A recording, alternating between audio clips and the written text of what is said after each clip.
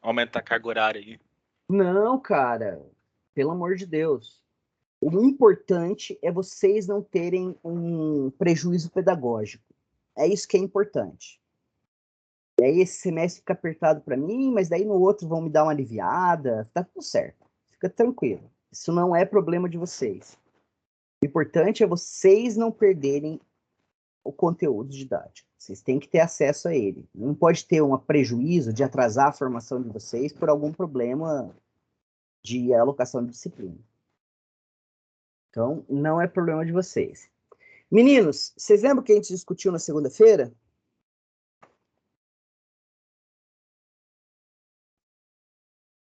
Agora vocês ficam quietos, né? O bando de calhorda. Desculpa, senhor, caiu aqui, voltei. Vocês lembram o que a gente viu na última aula teórica, na segunda-feira? A gente viu multiplexadores e demultiplexadores, não foi? Acho que sim. Isso. Que era aquele circuitinho que permitia você escolher, dentre várias entradas, qual que ia ser roteada para a saída, ou se você... Isso é um multiplexador.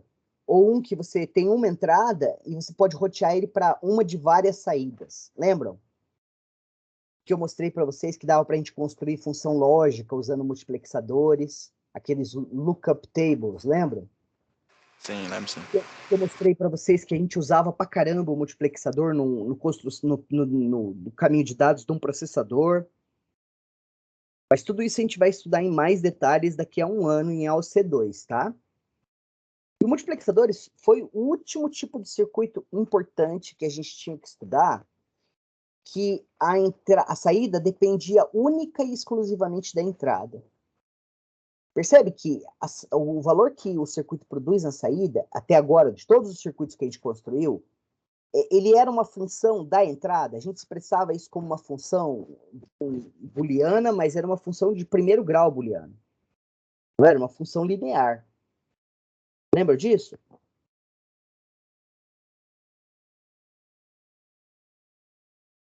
Vocês entendem isso, pessoal? Mais ou menos, senhor. Eu tô com um pouco de... Olha, para e pensa. A gente ia construir um decodificador. A gente tem um conjunto de entradas e produz uma saída, não é?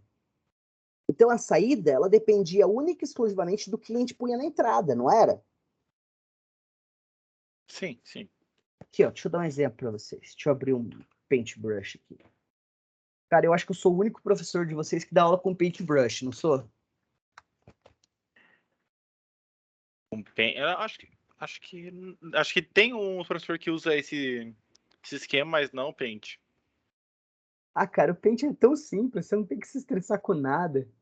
Olha aqui, ó.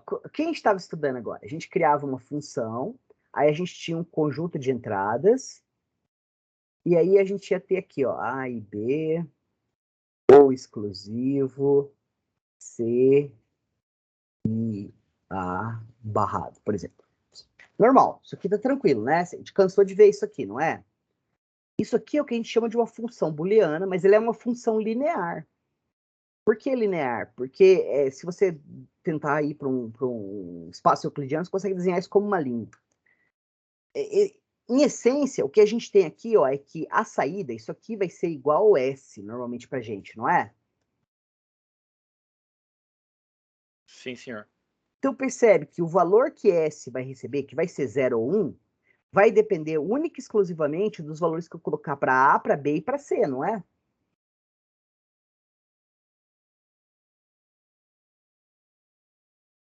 Tem alguma outra coisa que influencia no resultado que S vai ter? Só as variáveis que você vai colocar. Uma vez que eu mudo uma das entradas, das variáveis de entradas, A, B ou C, potencialmente o S pode mudar ou não, certo? Certo. Isso é o que a gente chama de uma função linear. Só que surgiu um problema na história da computação, que foi o seguinte: a gente começou a ter necessidade de guardar valores, guardar estados anteriores, guardar resultados de funções booleanas. A gente precisava ter algum aparato capaz de funcionar como um receptáculo de informação. E pensa que 0 ou 1 é uma informação. É um bit só, encompassa muito pouca informação, é verdadeiro ou falso, mas é informação. Se você quer codificar informação mais complicada, o que você vai fazer é usar um monte de 0 e 1. É o que a gente faz nos computadores hoje, não é? Só que surgiu a necessidade da gente salvar essa informação, da gente guardar ela temporariamente ou permanentemente. E aí, lá em 1946, um cara chamado John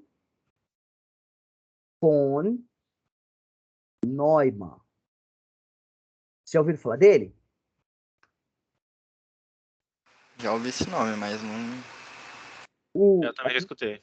A gente chama de von Neumann, mas está errado. É alemão, né? Então você lê como John von Neumann.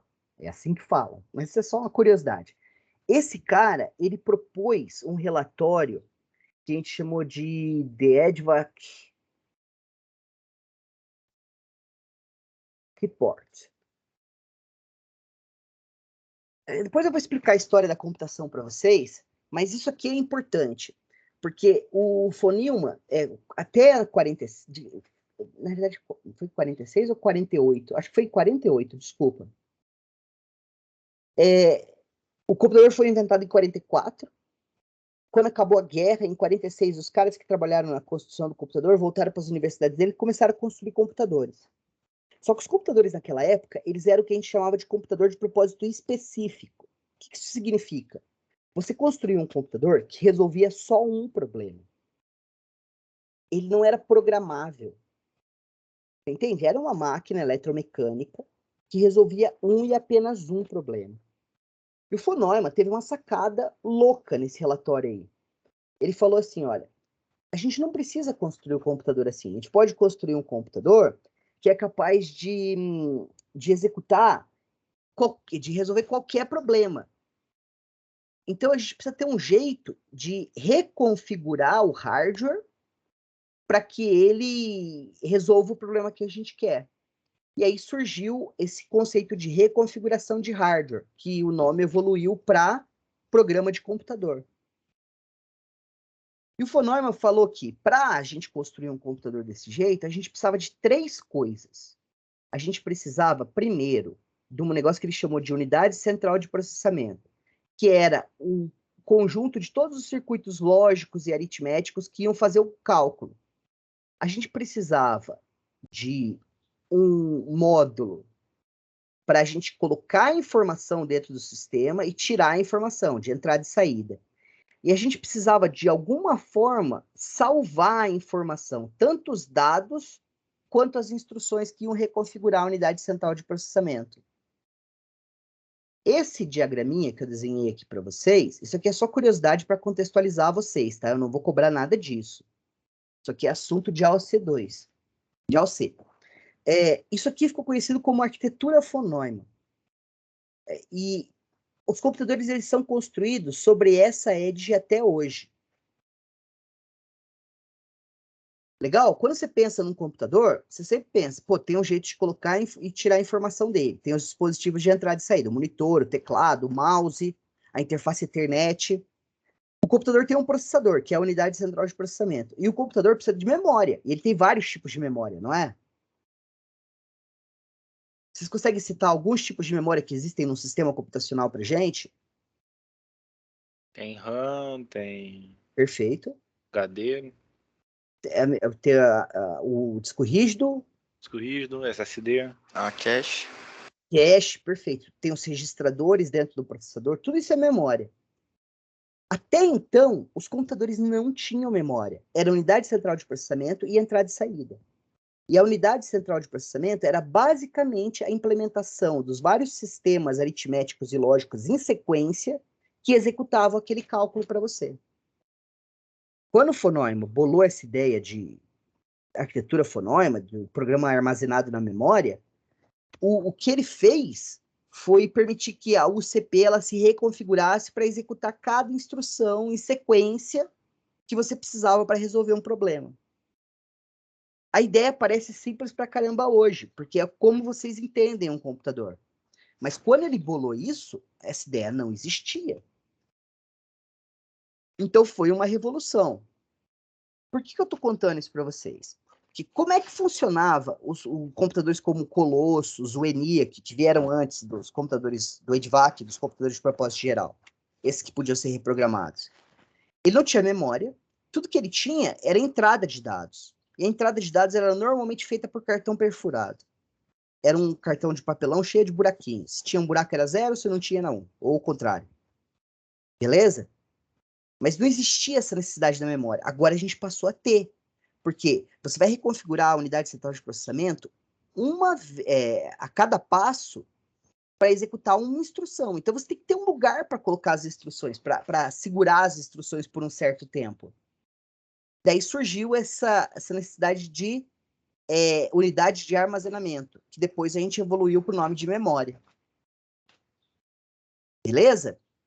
E daí as pessoas precisaram começar a pensar em jeitos de construir memória. O primeiro jeito que a gente idealizou para construir memória foi usar os próprios cartões perfurados, porque concorda que ele funcionava como uma memória? Não era só a entrada de dados? Sim, eram só entradas.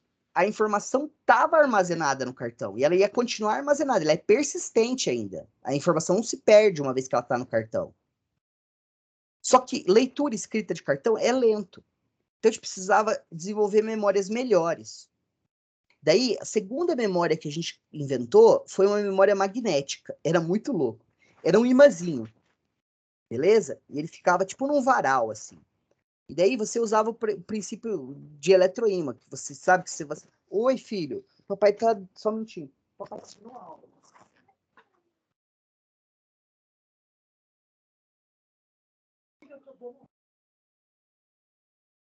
Depois de terminar a aula, eu vou para dentro. Eis os problemas de dar aula em casa. Meu filho acabou de chegar da escola e queria fazer alguma coisa. Eles não entendem, com 6 anos, eles não entendem ainda que a gente tem horas para certas coisas. Desculpa, gente. Voltando, eu estava falando das memórias, né? A segunda memória era ser memória magnética. Era um imãzinho que ficava espetado num bastão. E aí você usava o princípio do eletromagnetismo, que se você induzir uma corrente elétrica numa bobina, ele gera um campo magnético e assim por diante, e a gente movia o ímã para cima e para baixo. Se o ímã estivesse na esquerda, era 1, se estivesse na direita, era 0. Beleza? Mas essa memória, ela é eletromecânica, concordam? Porque você tem partes móveis nela, concorda? O ímã vai mudar de um lado para o outro. Embora fosse muito mais rápido que o cartão perfurado, ainda era lento. Então, a gente precisou começar a pensar em outras formas de construir memória. Um jeito que a gente pensava em construir memória logo cedo, mas que a gente demorou para realizar, para tornar viável, era armazenar a informação num capacitor. Vocês já ouviram falar de capacitores? Já. Então, o que o capacitor faz? É um componente básico da eletrônica, certo? Mas o que ele faz? Ele guarda a carga? Perfeito. Um capacitor é tipo uma bexiga de elétrons. Você pode encher ele de elétrons e se você parar de colocar elétrons nele, ele vai gradativamente esvaziando os elétrons que estavam nele. Não é assim que funciona uma bexiga? Se você começar a soprar ar, a bexiga vai continuar enchendo continuamente até atingir o limite dela, senão ela estoura, né? Aí quando atingir a carga máxima dela de ar, se você parar de colocar ar e deixar ela aberta, ela vai esvaziar o ar que está dentro dela até um limite mínimo ali, até atingir o ar dentro dela, atingir a pressão atmosférica. Não é assim que funciona? O capacitor funciona do mesmo jeito. Então a gente pensava que a gente podia associar um capacitor carregado com a sua carga máxima a 1 e um capacitor sem carga a 0. E, na realidade, a memória DRAM que vocês usam no computador é construída assim hoje em dia. Vocês sabiam disso? Quando a gente fala... Memória o quê, professor? A memória RAM do computador, na realidade, sim. é DRAM, RAM dinâmica, né? Ela é uma memória capacitiva. É assim que funciona a memória. Se o capacitor está cheio é 1, se ele está vazio é 0.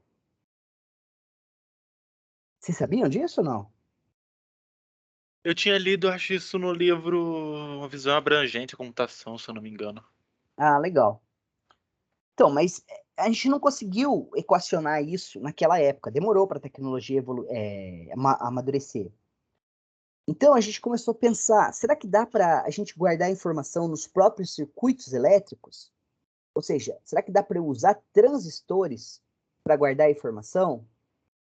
E aí que começa a nossa história. A gente vai aprender a construir memórias hoje. E essas memórias que a gente vai construir, elas são o que a gente chama de memórias estáticas. A memória estática é uma memória construída só com transistores.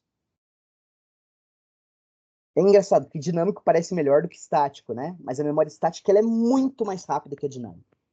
Vocês já ouviram falar de memória cache? Já? A palavra memória cache, vocês já ouviram ou não? Já. Já. Então, memória cache é a memória estática. Ela é construída só com transistores. E ela é muito rápida. Só que precisa de um monte de transistor para construir ela. E aí, a gente fica limitado por número de transistores que a gente tem disponíveis.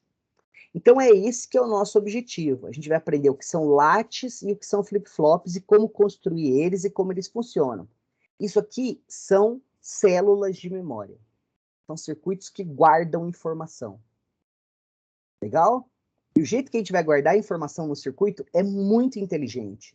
A gente vai criar um loop, um laço. Então, então tá contextualizado para vocês? Por que a gente precisa estudar isso aqui? Sim, sim. Sim, senhor. Então, vamos lá. Aqui, ó.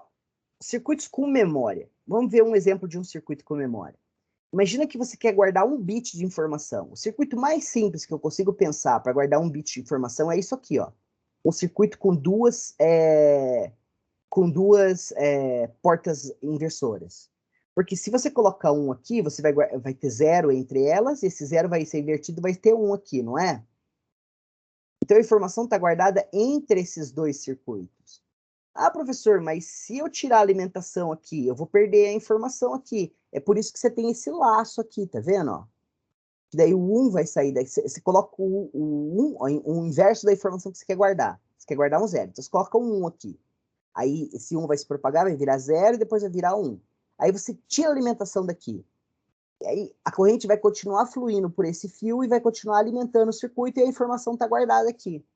Entenderam a ideia? Entendi. Ó, esse aqui é um exemplo, ó, desse circuito construído com duas chaves mecânicas. Eu quero colocar uma informação, eu fecho essa chave. E a informação está aqui. Aí, o inverso dela, né? Daí ela vai passar, vai ficar armazenada entre os dois e vai seguir. Quando eu abrir essa chave, eu não tenho mais a informação que eu estou passando. Mas a informação vai ser preservada porque a corrente vai continuar circulando por aqui, tá vendo? Ó? E se eu quiser alterar o valor? Aí eu abro essa chave, eu fecho esse circuito. Daí esse caminho aqui vai ser válido e eu coloco o novo valor aqui. O problema de você guardar informação desse jeito é que você depende de chaves mecânicas, tá vendo? E essas chaves mecânicas, elas são lentas para burro. Sem contar que toda chave mecânica tem um efeito que chama efeito de rebote, ou em inglês, bouncing effect. Vocês já ouviram falar disso? Quando você fecha um curto com uma chave, a corrente que vai passar por ela não vai aberto, 0 volts, para o valor nominal de volt, a tensão do circuito. Vai haver ruído provocado pelo contato mecânico. Então, o que você vai ter é isso aqui, ó. Você tem o valor de tensão ao longo do tempo. Então, o circuito está aberto. Nesse ponto aqui, ó, eu fecho o circuito. Idealmente, a gente queria que acontecesse isso, não é? Mas não é isso que vai acontecer. O que vai acontecer é isso aqui, ó. O circuito está aberto. Quando você fecha, ele vai fazer isso, ó. Demora aqui, ó, uma variação de tempo, ΔT, até o circuito se estabilizar, até o contato se estabilizar. E esse ΔT é um problemão para a eletrônica digital, porque ele é longo demais. A gente vai estar falando em nanosegundos, picosegundos, quando a gente começar a falar de arquitetura de computadores. Esse ΔT aí pode ser até de milissegundos. Então, chave mecânica é um problema. A gente precisava de uma chave puramente elétrica para gerar os nossos circuitos e de memória. E também é difícil você controlar uma chave mecânica, porque você precisa de um atuador mecânico para atuar nela. A menos que você use um relé, porque daí a atuação pode ser elétrica. Mas o relé é notoriamente lento. Então, o primeiro tipo de célula de memória que a gente inventou, a gente chamou de LAT. E o nome científico dele é um circuito multivibrador biestável. Ou seja, é que demora, ele vibra, ele varia para se estabilizar e ele tem 2 valores estáveis. E ele é construído desse jeito aqui. Deixa eu ir aqui e abrir para a gente poder desenhar nele. Deixa eu ver. Vamos pegar o circuito. Me parece um pouco difícil de fazer esse negócio aí na... Dá pra fazer em VHDL? Tá. Isso aqui é um circuito fundamental. Isso aqui existe. Não esse aqui é bem basicão, é só para entender a ideia. E ele tem problemas, como eu vou mostrar para vocês. Então, olha como é que esse circuito funciona. Vamos entender a anatomia dele. Ele é composto por 2 portas não E, certo? Só que as portas não E são... Então, você tem aqui A e B barrado. Isso é uma não E, certo? E a gente usa 2 delas. Ela tem 2 entradas. A primeira entrada eu chamei de set, de setar, né? E a segunda é de resetar. E percebe que tem uma barra em cima? Isso significa que ele é habilitado com 0. Se eu quero setar um valor, eu coloco 0 aqui. Se eu quero resetar, eu coloco 0 aqui. Se eu colocar 1, eu não estou ativando o circuito. Entenderam a ideia? Eu ativo ele em 0. Isso é muito comum em eletrônica. Você tornar o circuito, fazer com que o circuito faça uma coisa útil para você com 0. Porque o 0, lógico, vai ser traduzido para uma corrente muito baixa ou nula. Então, se o circuito produz resultado para você sem consumir energia, é melhor, concordam? Sim. Essa que é a ideia. E agora, olha que legal. Então, eu ligo uma entrada de uma porta, da porta não E de cima com o set, e uma entrada da porta não E de baixo com o reset. E a saída dessa primeira porta, eu ligo como a segunda entrada. Eu faço uma retropropagação. Ó. Eu ligo para trás, tá vendo? Estou criando um loop aqui, ó. E a saída da segunda eu ligo na primeira. Qual é o efeito prático disso? Então, o circuito ele vai ter isso aqui, ó. Um set, um reset e uma saída Q. Certo? Olha o que acontece se eu colocar aqui, ó. 1 e 1. Se eu colocar 1 e 1 nele, eu vou ter 1 aqui. E eu vou ter 1... Não, o 1 e 1 é um péssimo exemplo. 1 e 1 vai ser o nosso problema. Vamos colocar aqui, ó. 0 e 1. Vamos começar com esse. A gente vai cobrir os 4 casos, mas esse é mais simples da gente entender.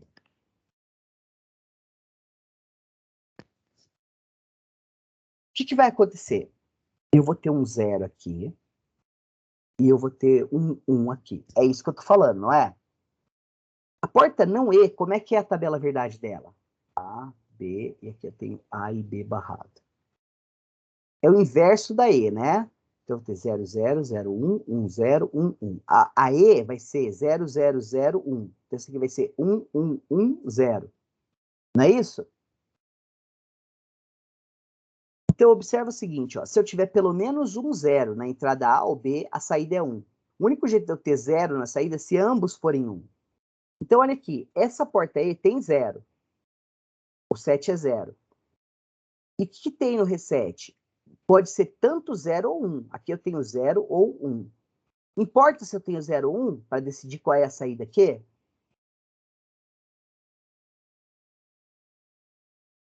Acho que não. Porque Não, tem um outro ainda. na porta não E, se você tem uma entrada 0, não importa qual é a outra entrada, a saída vai ser 1, não é? Então eu vou ter 1 aqui. E agora aqui está vindo 1, tá vendo? Então agora eu tenho 1 e 1. 1 não E, 1 dá 0. Então agora eu sei que aqui não é 0 ou 1. Aqui vai ser 0. Aqui 0 não E, 0 dá 1. 1 não E, 1 dá 0. e o circuito está estável. Ele vibrou, mas ficou estável. Ele não muda mais, concorda? Não, eu entendi. Eu só não tô entendendo esse negócio que tá estável. Eu entendi como o resultado, o porquê Então, de cada resultado, mas eu fiquei em dúvida na parte de estabilidade, que eu não entendi você vai, direito. você vai entender a não estabilidade quando a gente chegar no caso 1. Mas percebe que uma vez que eu coloquei 0 e 1 aqui, não importa mais, você vai chegar nesse estado e nada vai mudar mais, que 0 aqui vai produzir 1. 1 e 1 vai dar 0. Aí entra 0 aqui. 0 não é 0 dá 1. 1 não é 1 dá 0. Então, o circuito está estável, ele não muda. Então, eu sei que o Q aqui vai ser 1. Ó. Tá vendo? Eu setei com 0. Agora, olha o segundo caso. Deixa eu apagar esses troços aqui. Ah, meu Deus. Aqui vai ser 1, 1, 1, 0. Agora, vamos olhar o segundo caso. Ó. Se eu colocar aqui 1 e aqui 0. Então, eu vou pôr 1 aqui e aqui 0. Então, vamos analisar o circuito. Importa o que tem aqui? Não. Se eu tenho 0, aqui vai ser 1, não é? E aqui, ó, 1 não é 1, dá 0. 0 não é 0, dá 1. Então, eu sei que se eu tenho 0 no 7, aqui vai ser 1. Se eu tenho 0 no R, aqui vai ser 1. O que acontece se eu tiver 0 e 0?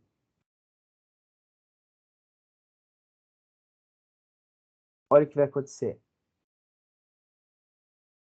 É porque como tem um negativo ali, ele vai inverter, né, a resposta. Vai dar 1. Por isso que isso aqui é barrado. Sempre vai ser o invertido desse aqui. E aí você só pega uma saída. Aqui, ó, se a gente colocar, sei lá, 1 e 1, o que vai acontecer? Agora o caso fica interessante, ó. Agora aqui o que a gente vai fazer é criar uma outra entrada.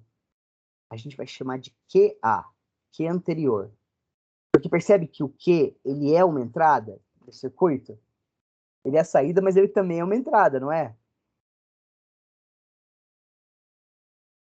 É. Então a gente vai deixar ele aqui. Aqui, ó, tanto faz qual é o Q anterior, aqui tanto faz. Agora observa aqui, se eu colocar 1 e 1 aqui, eu vou ter dois casos. 1 não é qualquer coisa, eu não sei, vai ser qualquer coisa, né? Se for 1 e não é 1, vai dar 0. Se for 1 não é 0, vai dar 1.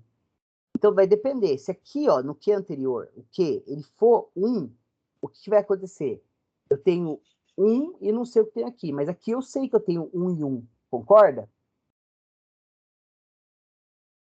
1 não é 1. Então aqui vai dar 0. Agora, sabendo que aqui é 0, 1 não é 0, vai dar 1. Então, observe o seguinte, ó, se eu tenho 1 e 1 e o Q anterior vai ser 1, o próximo Q. E se aqui fosse 0? Olha o que vai acontecer. Deixa eu apagar. O Q anterior aqui é 0, certo? Então vai vir o 0 aqui, ó. 0 não é 1, vai dar 1. 1 não é 1, vai dar 0. Então, se aqui é 0, o valor que está é 0. Percebe que é o seguinte, ó, se o Q anterior é 0, é 1, e o S e o R estão em 1, o Q atual, o próximo Q vai ser 1. Se eu tenho 0, o próximo vai ser 0. Tá vendo que eu guardei a informação? O 7 muda a saída para 0. O 7 muda para 1. O reset muda para 0. Se você coloca o 7 e o reset em 1, você não muda o resultado do circuito. E agora, o problema é isso aqui, ó. E se eu colocar o 7 e o reset para 0? Daí que a merda vai dar, ó. Vamos fazer de novo os dois casos, ó. Eu posso ter 1 ou eu posso ter 0. Então, vamos considerar esse primeiro caso aqui, ó. Então, o 7 está em 0, o reset está em 0. E eu sei que o Q anterior é 1. Não é isso? Vai ver a instabilidade agora, filho. Então, olha o que vai acontecer. Se eu tenho 1 aqui, eu sei que eu tenho 1 aqui.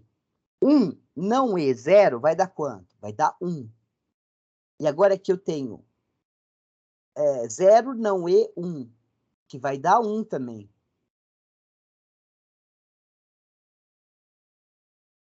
Mas o Q devia ser o inverso do Q anterior, não é? E ambos são 1s. Então eu falo que esse estado ele é não permitido, porque o circuito não faz sentido. Faz sentido para vocês? Não faz. Eu ia até te perguntar, porque eu tava fazendo esse sistema aqui no Logicine aqui e deu 1 nos dois. Aí eu não tava entendendo por quê. Agora olha aqui, o próximo caso. Você tem 0 e 0 e no Q tem 0. Olha o que vai acontecer. Vai entrar 0 aqui, não é? Vai ser 0 não E 0. Isso dá quanto? Isso dá 1. Porque são 2 zeros, certo? Olha a tabelinha do não E ali. 0 não E 0 dá 1. Então, se eu tenho 1, vai vir 1 para cá. Agora aqui eu vou ter 0 não E 1, que também vai dar 1. Agora, percebe que mudou? Aqui tinha 0, agora vai ser 1. Olha a estabilidade. E aqui eu tenho 1 não E 0, que dá 1. E aqui você vai ter 0 não E 1, que vai dar 1. Você percebe que esse valor aqui mudou? O Q0, que era 0, foi para 1?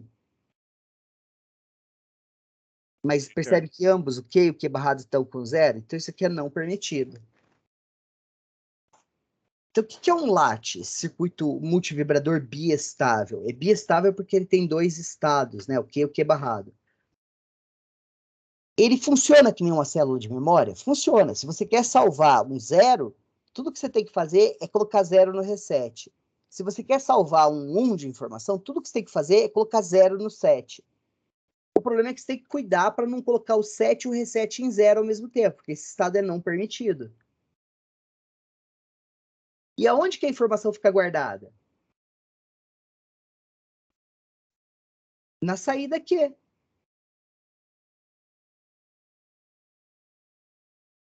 Beleza? Beleza. Mas o LAT tem esse problemão. O problemão é que ele tem um estado que é não permitido. O set e o reset nunca podem ser habilitados ao mesmo tempo. Você nunca pode colocar 0 nos dois ao mesmo tempo. Senão o circuito vai deixar de fazer sentido. Beleza? Tá aqui a tabelinha para vocês. Daí, isso aqui é um exemplo de como construir um LAT usando porta não E no protoboard. Eu que construí isso para os alunos, quando a gente ia para o laboratório, eu construía com eles para eles testarem o set e o reset. Tudo que eu fiz aí, ó, foi usar isso aqui. Isso aqui tem 4 não E's, esse circuito integrado. Se eu não me engano, é 7400 esse aqui. E é o número do CI. Daí, o que eu fiz foi o seguinte, eu pus 2 chaves para ser o set e o reset. E pus esse LED na saída Q aqui. E aí eu liguei os fios para criar esses fios aqui, e aí esse cara está alimentando. Isso aqui é o VCC e o Terra. E aí se você apertar 7, esse cara vai para 1. Se você apertar reset, esse cara vai para 0. Se você soltou o botão, ele continua em 1 ou 0. E se você apertar os dois, que é produzir 0, eu estou invertendo as entradas aqui, aí esse cara não acende. Aí você cai no estado não permitido. Isso aqui são as formas de onda dele. Ó. Se o set está em 0 e o reset está em 0, você vai cair no estado não permitido. É a mesma coisa que a tabela, só que em forma de onda. Agora, em VHDL, como é que eu construo um LAT? É muito simples. Só que você vai usar VHDL comportamental, nunca descritivo. Sabe por quê? Porque o flip-flop ele já é construído direto nas unidades lógicas da FPGA. Então, quando você cria uma descrição de como é que você quer que o LAT funcione, o VHDL já sabe que ele vai alocar isso para um flip-flop. Para uma célula de memória. Então, olha que simples. Tem que ser um circuito sequencial, um processo, né? Porque você vai querer executar isso como se fosse um programa. E daí você vai fazendo isso aqui. Ó. Você tem 2 entradas. A entrada de set, a entrada de reset, o Q e o Q barrado. Eu chamei de Q1 aqui, o Q barrado. O que você vai fazer, ó, Se o set for para 0 e o reset for para 1, o Q recebe 1 e o Q1 recebe 0. Se não, se o set for 1 e o reset for 0, o Q vai para 0, o Q1 vai para 1. Se não, você não faz nada. Isso é um lat. Beleza? Você pode testar ele escrevendo um teste bench. Aí você testa todas as possíveis combinações. Aqui estão as formas de onda de simulação dele. Daí, você pode construir lates, esses circuitos que guardam informação de set e reset de outros jeitos? Pode. Um jeito de você construir é assim, ó. Você põe uma não ou seguido de uma não e, de uma e com as portas invertidas aqui. Isso que funciona que nem um lat também. Um outro jeito é você fazer do mesmo jeito que as portas não e, com a link de retropropagação aqui, ó. Só que você substitui as não e's por não ou's. Tudo que vai acontecer é que o set vai virar reset e o reset vai virar set. Beleza? Então, esse jeito de construir uma célula de memória funciona, mas ele não é prático. Por que ele não é prático? Porque ele tem esse estado não permitido aí. E tem um outro problema. Você percebe que quando que você coloca a informação dentro da célula de memória? Quando você coloca o valor no set, no reset, e espera o tempo de propagação da própria porta lógica. Quanto tempo ela demora para se estabilizar. Você não tem um jeito pontual de falar, agora tu pode escrever o dado na memória, agora tu não pode, agora tu pode, agora tu não pode. Beleza? É isso que a gente chama de circuito síncrono e circuito assíncrono. O assíncrono acontece a qualquer momento. O síncrono, você dita quando que pode acontecer a alteração. Entendeu? Existe uma sincronia no funcionamento do circuito. Então, olha aqui, ó, um sistema síncrono. Os lates são o sistema síncrono que a gente viu. As saídas do circuito lógico podem mudar de estado a qualquer momento. É o que eu acabei de falar. Se eu uso memória assim, o projeto e a análise do circuito se torna muito complexo. Agora, num sistema assíncrono, que a gente vai ver já daqui a pouquinho como construir, você define um momento exato em que a saída pode mudar. E o jeito da gente definir esse momento exato é usando um sinal de clock. O clock é um sinal muito simples. Vocês sabem que todo processador tem um clock, né? Clock é um sinal muito... Nossa senhora, podia ser menos torto, né, Daniel? Clock é um sinal muito simples que funciona assim, ó. Ele fica por um tempo em 0, daí ele vai, fica um tempo em 1, volta, fica um tempo em 0, vai, fica um tempo em 1, volta, fica um tempo em 0, vai, fica um tempo em 1, volta, fica um tempo em 0, vai, fica um tempo em 1. Ele fica repetindo. Percebe que o sinal ele se repete? A parte do sinal que é completamente diferente, que é isso aqui, por exemplo, ó, a gente chama de período do sinal. Aqui, ó, você tem um segundo período, estão vendo? Vocês veem que esses dois T's eles são repetições da mesma forma de onda?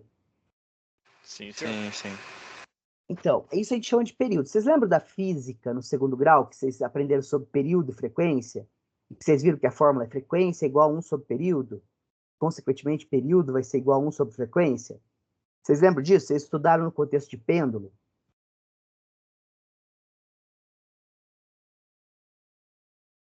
Vocês lembram disso? Lembro um pouco, né? Então, olha que legal aqui, ó. Se eu falar para vocês que a frequência do teu processador é de 1 GHz, o que eu estou dizendo para você? Eu estou dizendo que esse processador ele funciona sobre a égide, sobre o controle de um clock que muda de 0 para 1 bilhão de vezes no segundo.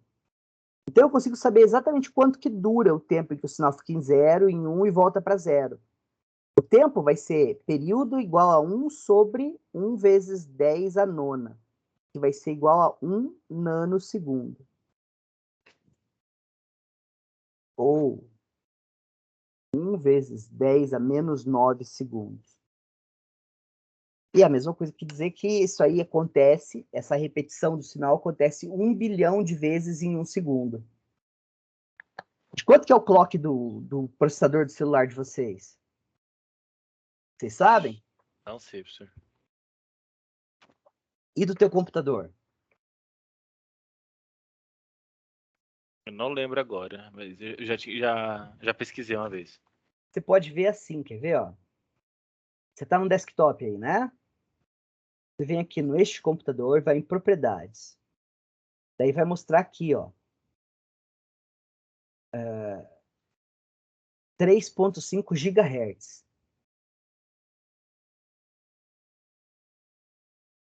É sinal de que ele faz mais ou menos um período vai ter 0.2 nanosegundos, aproximadamente 0.2 nanosegundos. Ou é a mesma coisa que... O meu tem 4.2. Então, ele tem muito rápido. Isso aí significa o quê? Que esse sinal aí vai de 0 para 1, de 1 para 0, de 0 para 1, de 1 para 0, 4.2 bilhões de vezes em um segundo. Esse é, é o número de vezes que acontece esse evento no teu processador. Em um segundo. Rápido, hein? Muito rápido. O computador é uma coisa impressionantemente linda. Então tá. Daí, o que a gente quer fazer agora é construir um circuito que obedeça esse sinal de ciclo de clock. A ideia é muito simples. Eu quero que, quando o sinal estiver em 1, eu permita que um dado seja escrito ou não, e quando ele estiver em 0, eu não quero permitir que ele escreva o dado, guarde o dado na memória. Entenderam? É isso que a gente chama de flip-flop. Você sabe o que é a palavra flip-flop? O que significa, fora do contexto de sistemas digitais? Acho que me lembra chinelo em inglês. É tipo uma havaiana, assim, é um chinelo de dedo. Sabe por quê? Quando tu anda e teu pé tá molhado, faz flip-flop, flip-flop. Os americanos são ótimos para dar nome para as coisas. Então, essa é a ideia. Você vai ter uma onda quadrada. Eu falei do clock aqui para vocês. Ó. Ele funciona tipo um maestro, um cara que dita quando que as coisas podem acontecer. E já falei do período de frequência para vocês, fizemos umas continhas. E aqui tem um exemplo de um flip-flop. Isso aqui eu construí no Quartus. Olha que interessante. É a mesma coisa que esse circuito aqui, só que eu incluí duas não-E's extra, estão vendo? E uma da entrada da não-E é o sinal de clock, e a outra entrada da não-E é o set e o reset. É a mesma coisa que o lat. Agora, vamos analisar esse circuito, ver como é que ele funciona. Olha aqui. Acho que é melhor eu copiar ele para a gente desenhar em cima.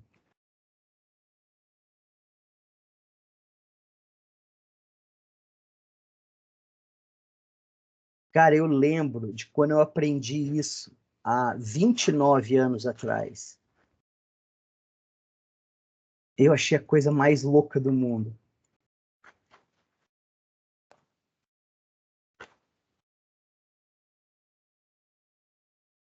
Agora é só fazer 1 milhão desses. Esse aqui ainda nem é o que a gente usa, cara, para construir células de memória. Porque ele tem um problemão que eu vou mostrar para vocês.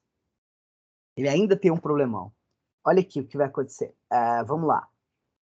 Então, a gente tem a entrada 7, a gente tem a entrada reset, a gente tem o Q anterior e a gente tem o clock.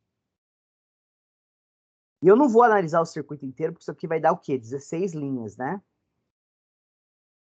Então, vamos ver o que vai acontecer. Ó. Vamos pensar no caso 7 para 0, reset para 1, Q anterior em 0 e clock em 0.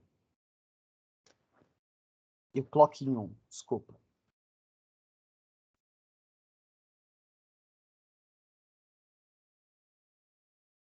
Vamos ver o que vai acontecer? O que vai acontecer aqui é o seguinte, ó. Se o 7 está em 0, eu vou ter um 0 aqui, eu vou ter um 1 aqui, e eu vou ter um 1 aqui. Então, olha, vamos analisar essa. E aqui eu tenho 0, né? Não, o anterior é 0. Isso aí. Então, vamos analisar essa aí. Eu consigo decidir a saída dela só com essas informações? Consigo. 0 não é qualquer coisa, é 1. Concordam? E essa aqui? Aqui eu tenho 1 e 1. 0 não é 1, né? Porque o clock está em 1. Aqui eu tenho 1 não é 1. Quanto que dá isso aqui? Dá 0, não é? Sim? Sim, senhor. Agora, essa não é eu consigo. A 0 não é 0 vai dar 1. E 1 não é 1 vai dar 0. Então, se eu tenho essa entrada, o Q vai ser 0. Tá certo isso? Agora, ó, tá funcionando. Tá vendo que não tem a barrinha em cima? Então, se eu colocar 1, eu tô pedindo para funcionar. Eu tô falando não seta, mas reseta. E o clock está em 1. Agora, e se o clock tivesse em 0? Olha o que vai acontecer. O set em 0, o reset em 1, o Q anterior 0 e o clock em 0. Vamos reanalisar aqui para ver o que vai acontecer. O clock mudou. Tá? Aqui vai mudar.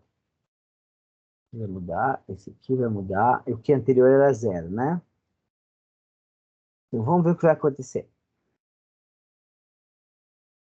Beleza, eu tenho esse 0 aqui e o clock está em 0, certo? Olha o que vai acontecer. 0 não é 0 vai dar 1. 1 não é 0 vai dar 1 também. Então aqui vai ter 0 não é 1, dá 1. 1 não é 1, dá 0. Eu mantive 0 aqui.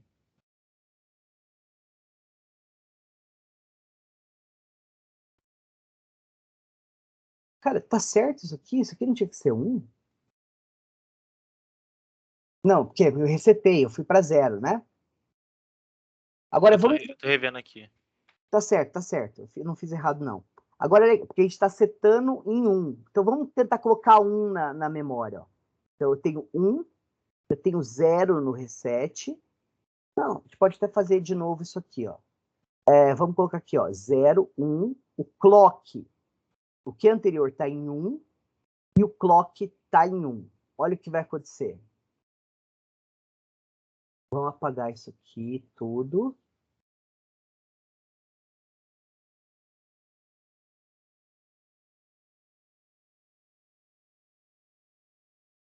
Vamos escrever os valores que a gente tem. O set está em 0, o reset está em 1. O clock está em 1, ou seja, está habilitado, está permitido que o circuito mude. E o Q anterior é 1. É isso, não é? Então aqui, ó, 0 não é 1, vai dar 1. 1 não é 1, dá 0. Agora aqui eu tenho, ó, 1 não é 0. Isso aqui vai dar 1. 1 não é 1, esse 1 vai mudar para 0. 0 não é 0, dá 1. 1 não é 1, dá 0. Então, se eu tenho 0 no set, 1 no reset, eu quero colocar, armazenar a informação 0. O clock está habilitado, e eu tenho 1 salvo anteriormente no circuito, agora eu vou ter 0. Percebe que você acabou de guardar o 0 que você queria? Porque você tinha 1 antes, no quê? Agora, olha que legal. Vamos pegar e analisar se o clock estiver desabilitado. Eu tenho 0 no set, 1 no reset, o clock, o que anterior é 1 e o clock está desabilitado. Estou na parte que não pode mudar.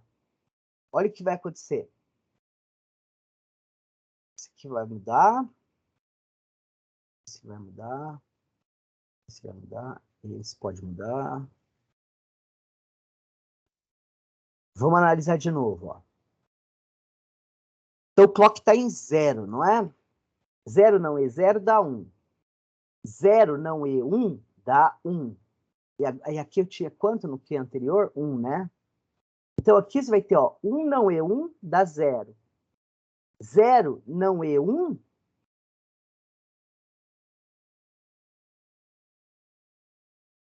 zero não é 1, dá 1. 1 não, agora você vai ter 1 não é 1, dá 0. 0 não é 1, dá 1. Você percebe que você está mantendo o que anterior, ó? Embora você queira resetar, você queira guardar um 0 na informação, se o clock não está habilitado, ele não guarda aquele 1. Entenderam? Sim, senhor.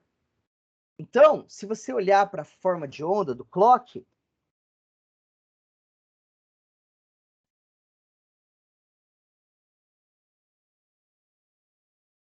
como é que esse circuito funciona?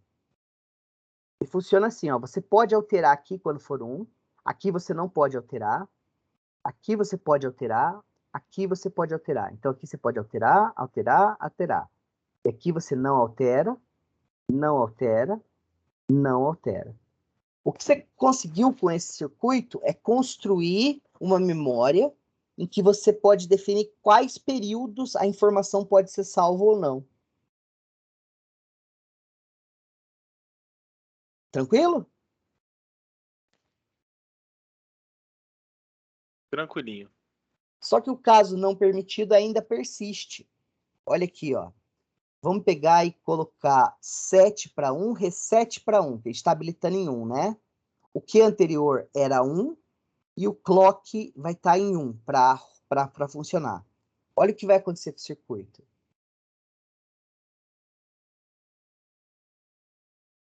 Se o clock estiver em 0, não tem problema nenhum. Mas se o clock estiver em 1, o circuito está permitindo alterações. Então, olha o que vai acontecer. Você tem 1 e 1, e aqui 1. 1 não é 1, dá 0. 1 não é 1, dá 0. O que anterior era o quê? 1, né? Então, aqui você vai ter 1 não é 0, dá 1. 1 não é 0, dá 1.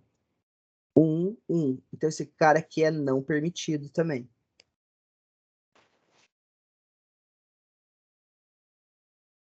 Então, a gente continua tendo um estado em que a gente não pode setar e resetar ao mesmo tempo. Semanticamente, não faz sentido você querer guardar 0 e 1 ao mesmo tempo numa célula de memória, concorda? É, realmente. Mas, você deixar essa possibilidade no circuito é um problema. Então, a gente deveria mudar esse circuito. Esse circuito a gente chama de flip-flop RS, 7 reset, reset 7.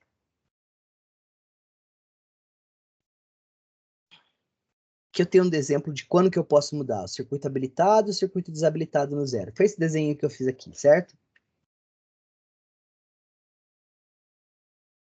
Agora, o que seria muito mais interessante? Se eu deixasse o circuito permitir escrita, ou seja, salvar a informação, não durante todo o período do clock. O que ia ser legal é se eu pegasse o clock aqui, ó,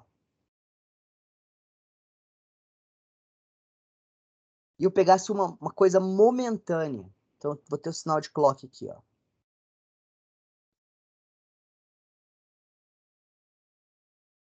Ficou lindo, né?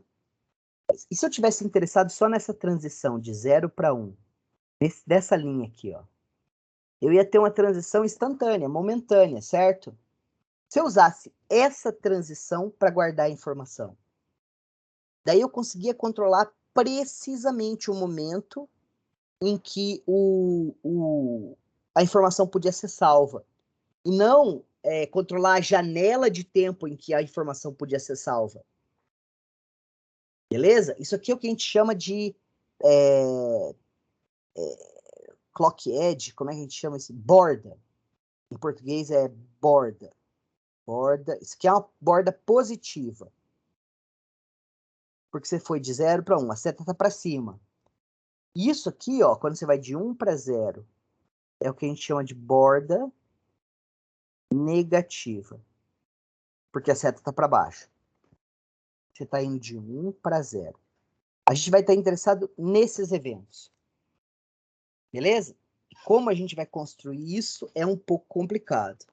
Mas antes da gente ver isso, a gente vai ver esse flip-flop, o JK, mestre escravo. A ideia dele é muito interessante. É complicado, ó. Quantas portas lógicas eu estou usando? 2, 4, 6, 8, 9. Quantos transistores eu preciso para construir esse circuito, gente? Conta uma média de 2 transistores por porta lógica aí. Você vai precisar de 18 transistores, não é? Para guardar 1 bit de informação.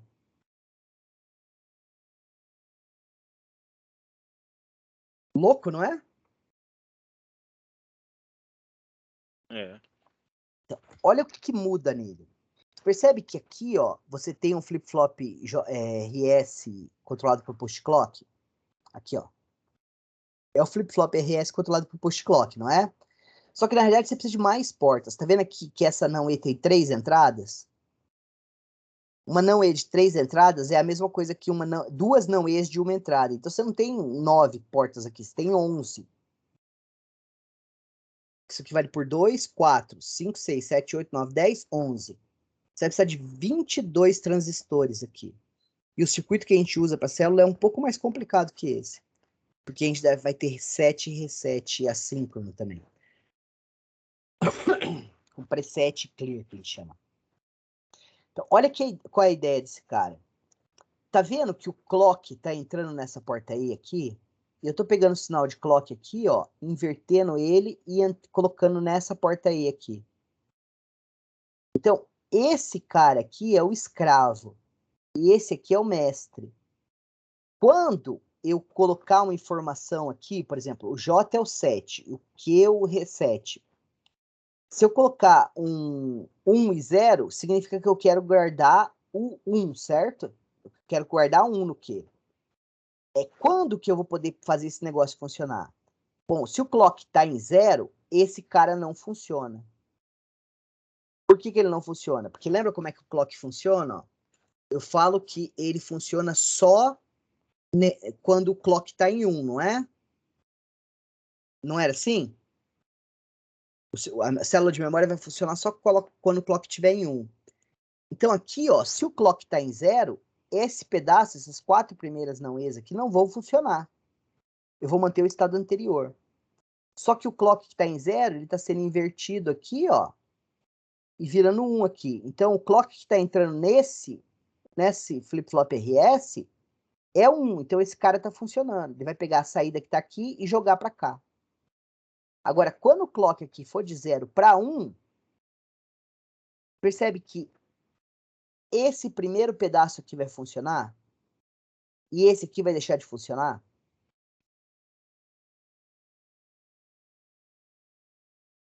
Vocês conseguem entender isso ou não? É, mais ou menos. Gente, olha para esse circuito aqui, ó. Beleza? Esse circuito Isso. não é esse circuito aqui não é 2 vezes esse aqui. Você tem aqui, ó, atrás, esse cara aqui. E aqui você tem esse de novo. São 2 desses, um em sequência do outro. A diferença é que no de trás você também usa a saída Q barrado nesse cara e a saída Q nesse. Mas o segredo aqui todo tá nisso aqui, ó, nesse inversor. Porque se você tem clock 0 aqui, você vai ter clock 1 aqui. Depois dessa porta aí, que tá entrando nesse. Tá vendo que essa entrada de clock aqui é esse fio aqui, ó. Tá vendo? Tem aqui o 7, o reset. Esse aqui é o 7 do primeiro, esse aqui é o reset do segundo flip-flop, né? Esse aqui é o 7, esse aqui é o reset. Aqui tá o clock, ó. Quando o clock for 0, o clock vai ser 1 aqui. A gente viu aqui nessa análise desse circuito que o circuito só funciona quando o clock está em 1, não é? Então, se tem 1 aqui, ele vai pegar o que tem aqui e colocar aqui. Se tem 0, ele não vai pegar o que está aqui e colocar aqui. Ele vai manter o que tem aqui anteriormente. Legal? Tranquilo. Então, o que vai acontecer? Vamos começar com o clock. Esse cara aqui funciona com a borda negativa. Vamos começar o clock em 1. O clock está em 1. Oh, eu consegui escrever aqui. Por que eu estou sofrendo? Então, vamos pensar aqui, ó. O J vai estar em 0. Acho que eu posso até dar um zoom aqui.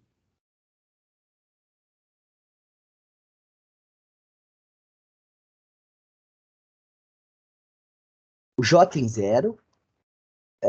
Não, vamos colocar o J em 1. J em 1 e o K em 0. Isso aqui é o 7, esse aqui é o reset. O que é anterior vai estar em 0. E o clock está em 1. Então aqui eu tenho 1 e aqui eu tenho 0, certo? O que vai acontecer com essa... E aqui eu tenho 0. O que vai acontecer aqui? Ó? Esse 0 vai vir por aqui e bater nessa entrada aqui. Então, aqui, ó, eu tenho 1 nesse clock, certo? Então, se eu tenho 1, eu vou ter 1 aqui. 0. 1 não é 0, não é 0. Isso aqui vai dar 1. E aqui eu tenho quanto? Aí eu não sei ainda.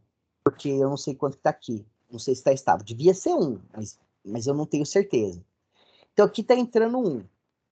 E aqui, ó. Tá, vamos falar que aqui tem 1. Se aqui tem 1, vai estar entrando 1 aqui. Então, eu tenho 1 não é 1, não é 1, vai dar 0. E aqui, ó, 0 não é qualquer coisa, que é o que está aqui, vai dar 1. 1 não é 1, vai dar 0. Então, aqui era 0. Aí, ó, aqui, 0. Não, agora, o que é o problema? Ó, tá vendo essa inversora? Essa inversora estava em 1. Então, ela está vindo para cá, ó, invertendo para 0. Aqui eu tenho 0 e aqui eu tenho 0. Então, 0 não é 0, dá 1. 1 não é 0, dá 1. Então, aqui eu tenho 0 não é 1, dá 1. 1 não é 1, dá 0. Percebe que eu não mudei nada?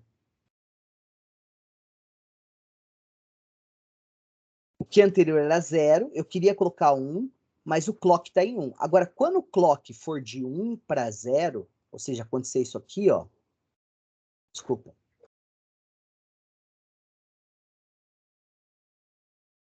Quando o clock for de 1 para 0,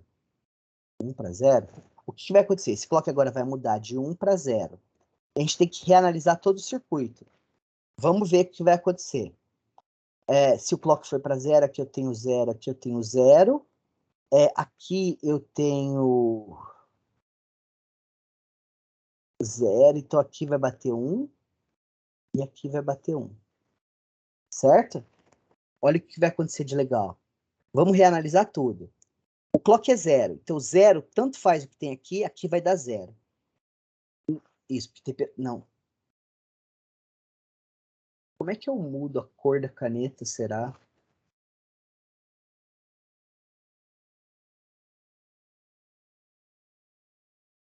Eu não sei mudar a cor da caneta aqui. Então, aqui eu tenho um 0 do clock, certo? Se o clock está em 0, não importa o que tiver aqui, aqui vai ser 1, certo?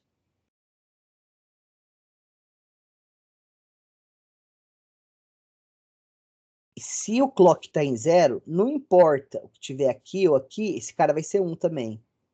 E agora a gente analisa, ó. Se eu tenho 1 aqui e eu tenho 1 aqui, mas o importa é que aqui tinha 1, ó. 1 não é 1, vai dar 0.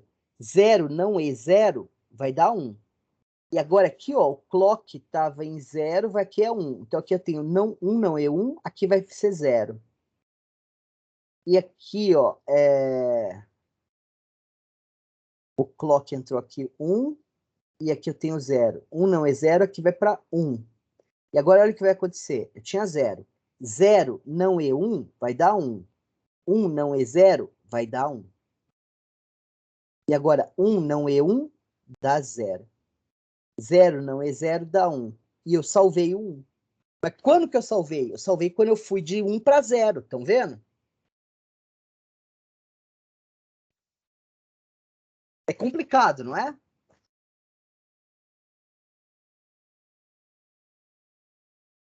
Meninos? É meio confuso, mas dá pra. Então, graças a Deus, vocês não precisam saber isso. Eu tô só mostrando para vocês como é que funciona e por que funciona com o que vocês viram até agora. O que vocês precisam saber é isso aqui, ó.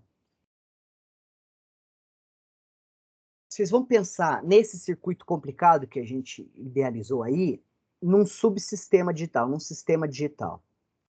Esse sistema vai ter a seguinte característica: ele tem a entrada J, ele tem a entrada K, ele tem um ciclo de clock. Esse aqui é o símbolo que a gente coloca para onde entra o clock, é um triangulinho. Beleza? E ele vai ter a saída Q e vai ter a saída Q barrado. E esse cara é um flip-flop JK. E a gente vai pôr esse desenho aqui, ó, falando que ele funciona por borda negativa. Isso aqui era para ser um J, não parece um J, né? E aí, vocês vão entender esse circuito, não importa como é que ele é construído por dentro, você tem que entender como é que o bloco funciona. E o bloco funciona assim, ó, J, K e Q, certo? E olha que legal o funcionamento dele. Eu vou ter aqui, ó, 0, 0, 0, 1, 1, 0, 1, 1. Então, quando eu tenho um pulso negativo no clock, vou chamar isso aqui de CLK. Se eu tenho 0, 0, o Q vai ser o valor que tinha em Q. Se tinha 0, vai continuar com 0. Se for 1, vai continuar com 1. Entendeu? Você não altera ele. Agora, se eu colocar 1 no Q, no K, e 0 no J, não importa o que tem nele antes, a saída vai para 0. Se eu coloco 1 no J e 0 no K, não importa o que tem nele antes, a saída vai para 1. E se eu colocar 1 nos dois e der um post-clock, o que eu vou ter vai ser o Q anterior barrado. Se tinha 0, vai para 1. Se tinha 1, vai para 0.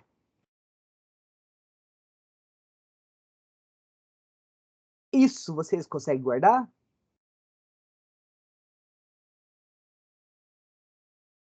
A gente tem 6 minutos, dá para a gente analisar esse negócio do Q barrado. Vamos fazer? Será que eu consigo apagar tudo esse negócio aqui? Meu Deus, como é que eu faço?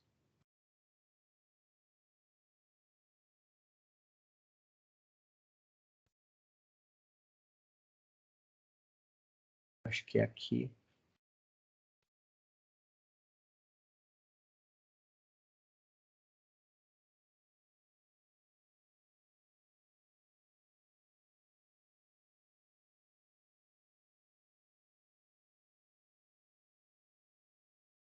Ah, agora eu aprendi a editar esse negócio.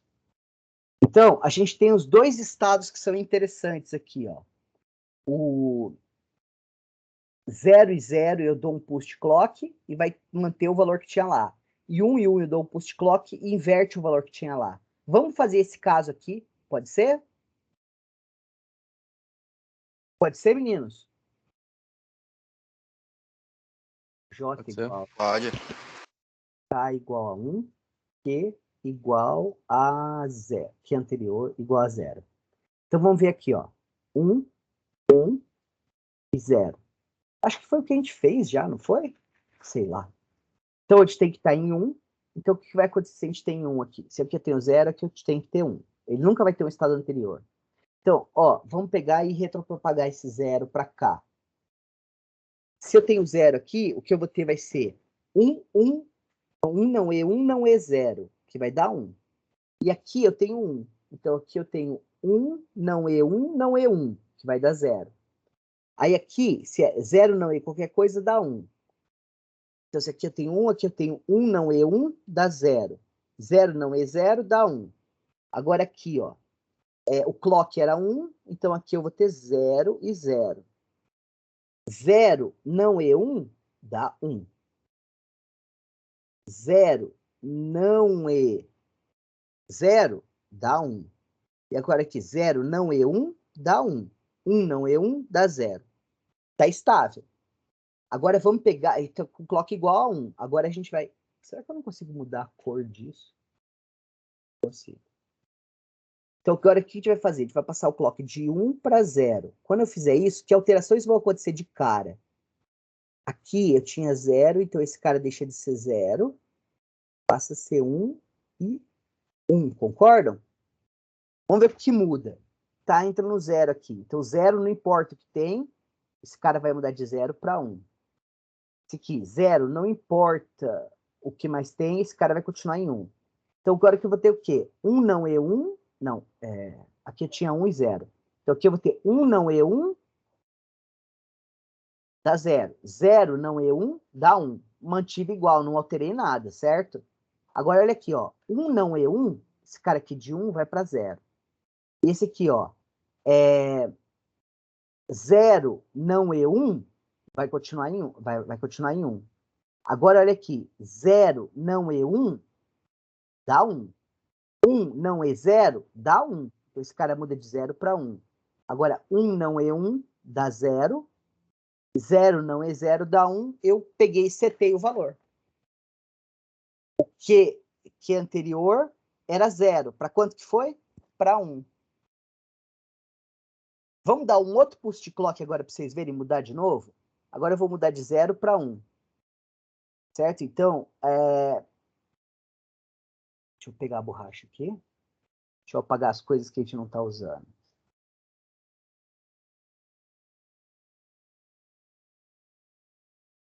Esse é o estado do processador agora.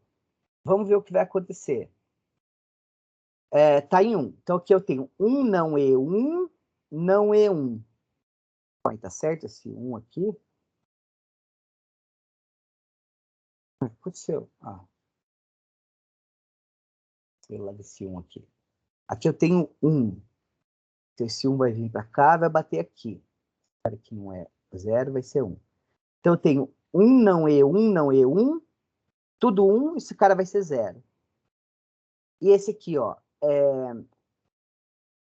percebe que o que anterior era 1, né? Agora o que anterior é igual a 1. Olha que legal que vai acontecer. Esse cara vira 0. E esse aqui, esse 0 tá vindo aqui, ó. Esse 1 aqui é um 0. 0 não E1, não E1, vai dar 1. Porque se tem um 0, já dá 1, né? Agora aqui, ó, eu tinha 1 e 0. Então, 1 não E0 vai dar quanto? O cara muda para 1. 1 não E1, esse cara aqui muda para 0. Agora, olha que legal. Então, aqui eu tenho 0 e 1. E o clock aqui era 1. Então, ele passou por aqui, aqui virou 0 e 0. Não é isso? Agora aqui, 0 não é 0. Isso aqui vira 1. 0 não é 1. Isso aqui continua em 1. E agora eu vou ter aqui, ó. 1 não é 1, 0. 0 não é 1, 1. Nada mudou. Agora o clock vai para... Vamos pegar uma outra cor. Verde. De 1 ele está indo para 0. E agora as coisas mudam, ó.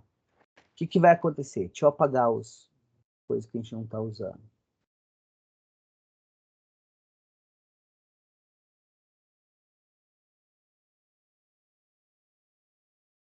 Foi para 0. Então, se esse cara foi para 0, não importa o que estiver chegando aqui, aqui eu vou ter 1 e aqui eu vou ter 1. Se eu tenho 1 e 1 aqui eu vou ter 0 não é 1. Quanto que é 0 não é 1? É 1. 1 não é 1 é 0. Então tá beleza.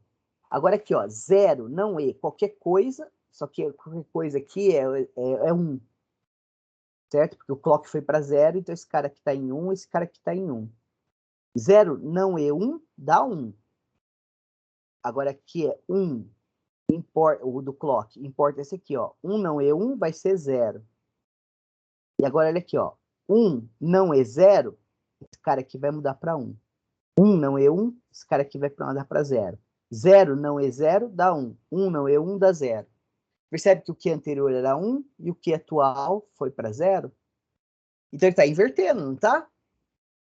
A cada pulse de clock que eu dou. Beleza? Então, ó, o que vocês precisam entender? O JK, esse aqui é o set, esse aqui é o reset. Se você quer guardar 1 na célula de memória, você põe 1 aqui. Se você quer guardar 0 na célula de memória, você põe 1 aqui.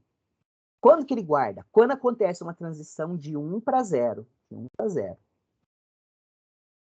E aí o comportamento dele. Se você colocar 1 no K, você coloca 0 na saída. Se você colocar 1 no J, você coloca 1 na saída. Se você colocar 0 nos dois e der um push clock, nada acontece. Se você colocar 1 nos dois e der um push clock, ele inverte. Se tinha 0 no Q, vai ter 1. Se tinha 1, vai ter 0. Esse pedaço do diagrama ali em cima e a tabela de como ele se comporta. Vocês entenderam?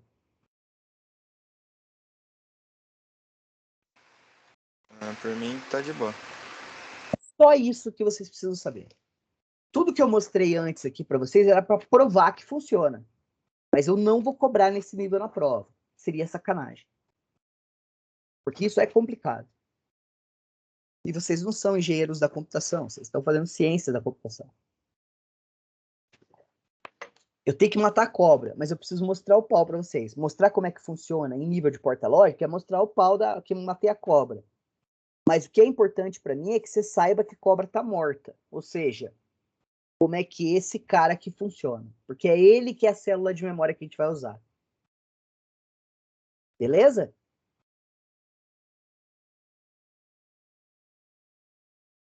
Beleza.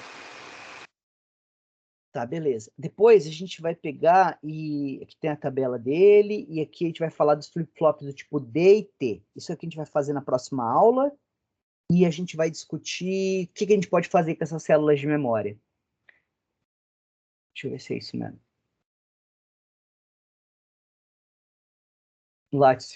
Eu já cobri flip-flop hoje. Ótimo.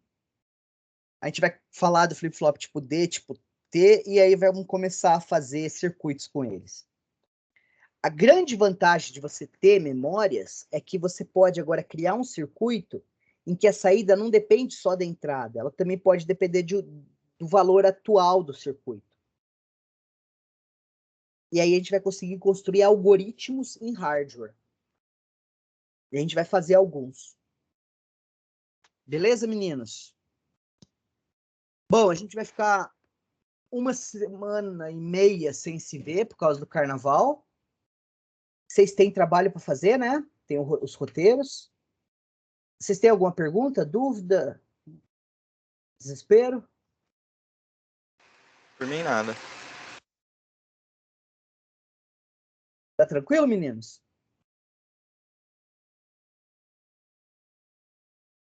Ih, John, eu não vi isso aqui. Foi lá atrás, quando eu tava falando de memória, né? Desculpa. Então tá, meninos.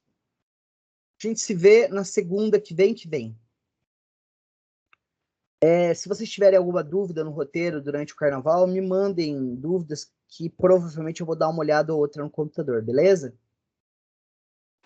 Beleza, professor. Até mais. Beleza, meninos. Tchau, tchau. Tchau. Mas...